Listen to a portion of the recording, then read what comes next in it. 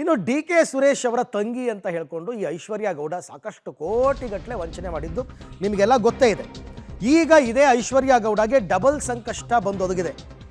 ಆರೋಪಿ ಐಶ್ವರ್ಯ ಗೌಡ ವಿರುದ್ಧ ಈಗ ಐಟಿ ಜೊತೆಗೆ ಇಡಿ ತನಿಖೆ.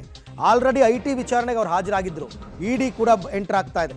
ಕಳೆದ 2 ವರ್ಷದಲ್ಲಿ 70 ಕೋಟಿ ಹಣ ವರ್ಗಾವಣೆ ಆಗಿದೆಯಲ್ಲ, ಅಕ್ರಮ ಹಣ ವರ್ಗಾವಣೆ, ಮನಿ ಲ್ಯಾಂಡ್ರಿಂಗ್ ಆಯಿತು ಅಂದರೆ ಬರ್ತಾರೆ ಅವರು. ಹಣ ವರ್ಗಾವಣೆ ಬಗ್ಗೆ ತನಿಖೆ ಮಾಡುವಂತೆ ಇಡಿಗೆ ಪತ್ರವನ್ನು ಬರೆಯಲಾಗಿತ್ತು. ವಂಚನೆ ಪ್ರಕರಣದ ತನಿಖಾಧಿಕಾರಿ ಯಾರಿದ್ದಾರೆ, ಐಒ ಇನ್ವೆಸ್ಟಿಗೇಷನ್ ಆಫೀಸರ್, ಅವರು ಇಡಿಗೆ ಪತ್ರ ಬರೆದಿದ್ರಂತೆ.